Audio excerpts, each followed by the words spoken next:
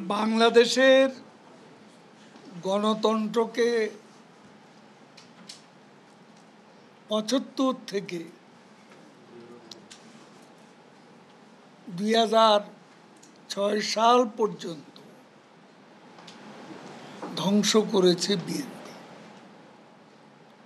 প্রহসনের নির্বাচন ১,২৩,০০,০০০ ভুয়া ভোটার, হাঁ না ভোটে ১১৪% হাঁ ভোট, এসব কিন্তু তাদেরই সৃষ্টি।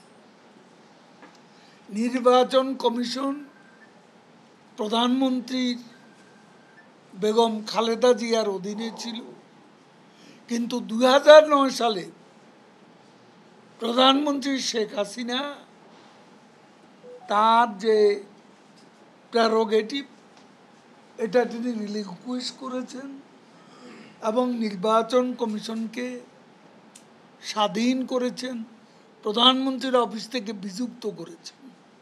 আলাদা তাদের অ্যাডমিনিস্ট্রেটিভ পাওয়ার, আলাদা তাদের ফিনান্সিয়াল পাওয়ার, এবং এই নির্বাচন কমিশনকে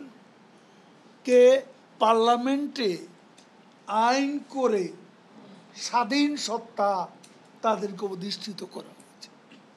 কে করেছে এটা? কিন্তু তারপর ৮৬টার মতো সংশোধনী আনা হয়েছে, 82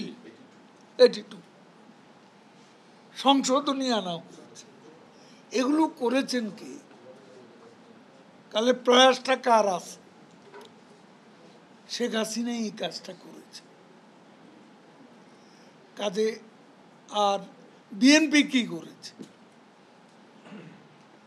মাগুরা মার্কা নির্বাচন, ১৫ই ফেব্রুয়ারির নির্বাচন, প্রহসন, ১,২৩,০০,০০০ ভুয়া ভোটার,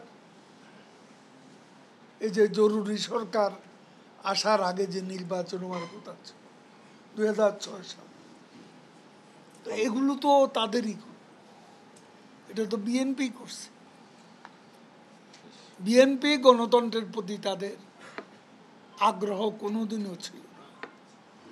গণতন্ত্র, স্বাধীন নির্বাচন ব্যবস্থা এটা এবং গণতন্ত্রকে শৃঙ্খল মুক্ত করার কাজটি বঙ্গবন্ধু কন্যা শেখ হাসিনাই এদেশে করেছেন। এটা প্রতিষ্ঠিত সত্য। আমি এখনো বলছি যে উই আর নট পারফেক্ট। পৃথিবীতে আপনি একটা দেশ দেখান যে দেশে গণতন্ত্র পারফেক্ট, নির্বাচন পুরোপুরি পারফেক্ট, এটা কেউ দাবি করতে পারবে না।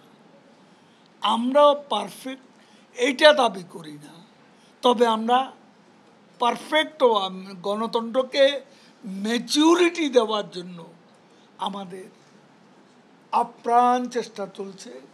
এর মধ্যে আইনগত যে ব্যবস্থা সেটাও প্রণিধান।